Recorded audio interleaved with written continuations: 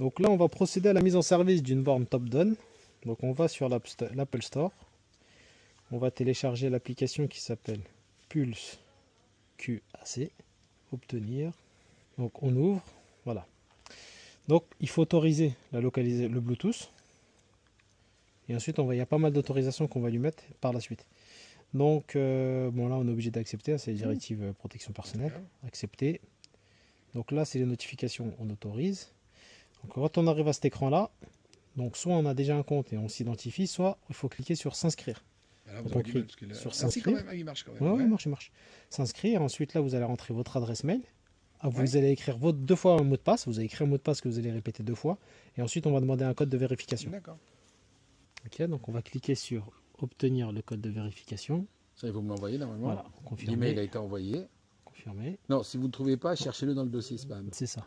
Donc Donc, là, vous confirmez là. Et ensuite, vous allez chercher votre c'est mail. après qu'on le. Ouais. Là, il est là, le mot de passe. Donc là, vous allez avoir, c'est il est là. 12. Non. Non, d'accord. Il faut rentrer, voilà.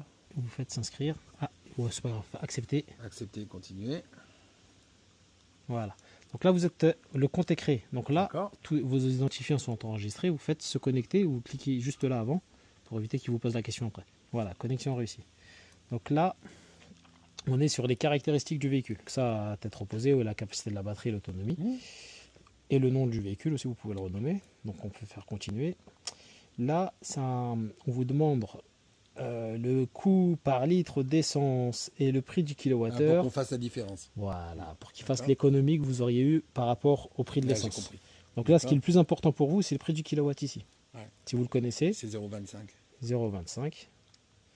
Donc on continue. Et ensuite, là, on va appairer le chargeur.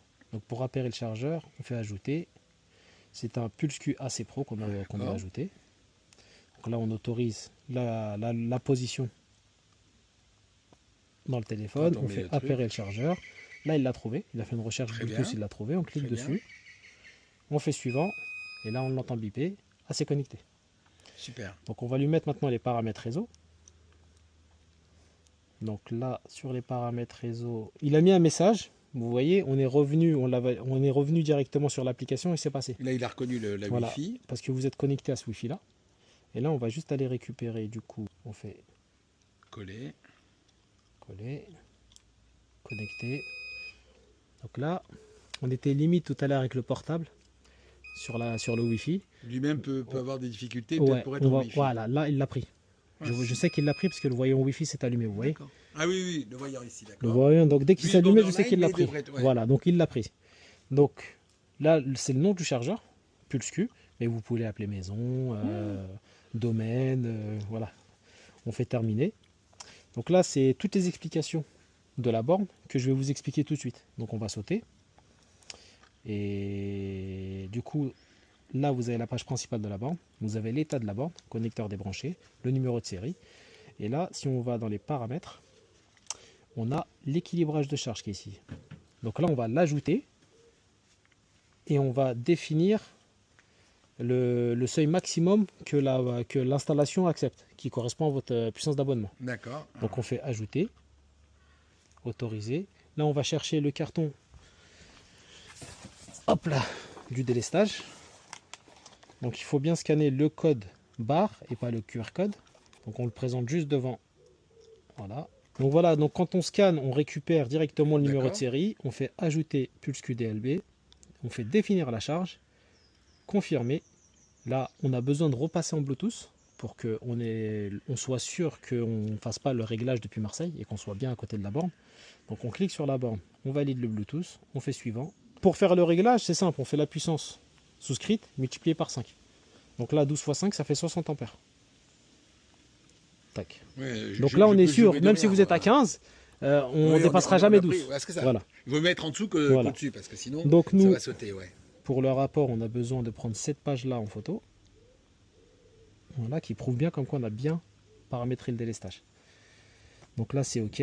Donc moi, ce qui me reste à vous présenter, c'est les fonctionnalités de la borne. Ouais. Donc là, on est sur la page principale et vous voyez, ils disent que le mode brancher et jouer est activé. Donc c'est le plug and play. Donc là, le plug and play est activé. Ça veut dire dès que moment où vous allez brancher votre véhicule, il va démarrer. Il n'y a pas de planification, il n'y a rien. C'est automatique. Maintenant, si vous voulez accéder aux planifications, ces deux boutons-là, ils vont se dégriser dès le moment où on va enlever le brancher jouer. Donc dès que je l'enlève, je reviens sur la page principale et là, j'ai la possibilité de programmer une recharge. Par exemple, si j'ai envie que ce soit plutôt chargé la nuit que chargé dans la journée, parce que ce n'est pas les mêmes prix. C'est ça. Donc on va dans programmer la recharge, on active la programmation, on sélectionne les horaires. D'accord. C'est-à-dire qu'ici, il est 17h, je mets dedans, il ne va pas s'allumer. Et voilà. Et si on met minuit 6h par exemple, et elle va travailler qu'entre minuit et 6h. Voilà. Donc là, minuit 6h, je valide, je reviens en arrière et là, paf, on voit un compte à rebours. Okay. Donc là, même si vous branchez votre véhicule, il ne se passe rien. C'est ce que j'ai pensé. Ça va attendre le décompte et à l'heure pile, ça va démarrer. Alors pour l'enlever, pour l'enlever, je vais être un peu emmerdé. Pour l'enlever, vous avez deux choix. Là, vous avez toujours la possibilité de charger maintenant. Ah bon voilà, c'est ça que je voulais voir. Donc charger maintenant. Ça n'enlève pas le programme. Ça le désactive. Ça le désactive le temps que je le charge. Voilà. Mais je suis obligé de le remettre après. Faudra réactiver. Oui, le réactiver. On va faire un test. Parce que c'est ce qui va se passer. Ça c'est le côté le plus pratique. Je vais arriver. Sauf que je vais vous montrer. Dans la boîte, vous avez deux cartes. Vous avez deux cartes Top Down. Donc ces cartes-là, ça permet de démarrer la charge quoi qu'il arrive. J'ai compris. Donc du coup, en le passant, que vous ayez l'application, que ce soit plug and play ou non, une programmation, ça va faire charger maintenant, mais sans désactiver l'horloge. D'accord. Donc si vous êtes en programmation et exceptionnellement vous avez besoin de charger l'après-midi, le mieux c'est d'utiliser la carte. Mais c'est la carte, c'est toujours mon courant à moi. C'est toujours votre courant. D'accord. C'est toujours pas, oui, je veux dire, c'est pas comme un truc. Non, ça c'est pas une carte de recharge en itinérance, elle sert que à la borne. D'accord. Voilà. Okay.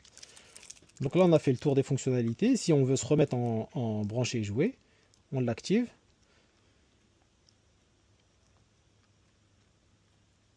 Oui, je vais arriver de toute façon. Oui, là-dessus, voilà, on active, brancher et jouer. Et voilà, là c'est bon. Donc vous voyez là, il y a un obturateur de sécurité. Pour pouvoir rentrer le connecteur, il faut d'abord appuyer là, et ensuite relever là, et ça s'ouvre. Donc en fait, machinalement, quand on met la prise vers le bas, et on joue comme ça, hop, ça s'ouvre. On va au bout, toujours bien à fond. Et ensuite, on lance la charge. Donc là, la charge a démarré. Mon voyant est rouge parce qu'on est en... Dans la voiture, on va se mettre... parce qu'on est en charge, plug and charge. Voilà, plug and charge, c'est ça. Du coup, si on l'arrête, et ensuite on retourne sur... Vous voyez, vous avez les notifications aussi qui apparaissent. On va le refaire jusqu'au bout. Vous mettez par exemple, lui il va toujours proposer la même chose. Je pense 0h, 6h. C'est ça, d'accord. De toute façon, voilà, si vous le branchez, il ne va rien se passer. Voilà, donc là, si je resimule, tac, il me dit qu'il a le connecteur de brancher. Il a reconnu la voiture, mais il ne se passe rien, il attend le décompte. Donc là, vous avez deux choix. Soit vous passez la carte. Là, mon chargeur a démarré. Ok. Et là, je suis en recharge en cours. Quand vous êtes en recharge en cours, derrière cette icône-là, il y a toutes les statistiques de charge en cours. Donc là, vous allez avoir en instantané la puissance consommée par le délivré au véhicule, et ainsi de suite. La durée, le nombre de kilowatts. Vous pouvez arrêter la recharge par là, ou vous pouvez repasser le badge. Bon, ça je vais le voir au fur et à mesure. Voilà, recharge terminée. Ouais, donc la recharge s'est arrêtée. Elle a fait le on and... C'est ça. Bon. Par contre, si on fait, vous n'utilisez pas la carte et vous faites brancher, charger maintenant, on confirme. Donc on voit bien que la charge a démarré. Le chargeur est OK. Mais par contre, si on arrête la charge et qu'on revient en arrière, on ne voit plus de compteur. Parce que la recharge, c'est déprogrammé. Enfin, c'est juste désactivé. Il suffit juste de la réactiver et elle est en fonction. Et de nouveau, on voit le compteur. Donc si vous utilisez la carte, la manip activer, désactiver, vous n'avez pas à la faire. D'accord. Si vous passez par le téléphone, il faudra bien repenser à remettre, programmer la charge. C'est-à-dire qu'il suffit de mettre la carte dans la voiture et puis comme ça. Voilà, ou à côté. Hein, parce que, voilà. Donc là, vous faites, on refait, on désactive la programmation. On revient dans le paramètre et là, on peut repasser sur brancher et jouer. Et là, ça sera en fonction de ce que... D'accord. Oui, de vos habitudes. Alors, si on veut éviter que les gens ne viennent se charger, même si nous on est très loin, admettons quelqu'un a une voiture, il se dit merde, j'ai un chargeur, j'ai besoin. Comment vous désactivez le plug and play. Voilà. Et là, il ne pourra pas charger. D'accord. D'accord. Et après, ce que vous pouvez faire aussi, ce que je vais vous montrer aussi, c'est ce menu-là. Donc, dans le menu où il y a le petit smiley là, Vous allez retrouver vos données personnelles. Vous allez retrouver l'historique de recharge. Donc toutes les recharges qui ont été faites, vous allez les retrouver ici avec le coût que ça vous a coûté. Donc là, on voit celle d'aujourd'hui, du 9 août qui a coûté 0 parce qu'on a sur un testeur. Et ensuite, vous allez pouvoir aussi gérer les utilisateurs. Donc gérer les utilisateurs, ça permet d'ajouter la borne à un autre utilisateur de manière partagée. Ouais.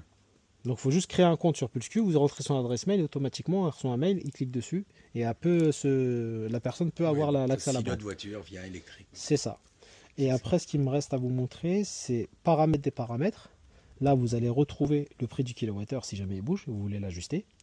Et ensuite, dans Plus et dans Guide de l'utilisateur, PulseQ AC Pro, là, vous allez retrouver plus un guide d'installation, mais à la fin, vous allez avoir tous les codes erreurs. D'accord, s'il se passe quelque chose dans c'est ça, tous les codes erreurs. Parce que je pense qu'au début, il y c'est en ça. aura quand même. Et quoi qu'il arrive, on est toujours là en support. Voilà, donc on a fait le tour. Ouais, c'est très bien. Non, c'est pratique, c'est bien.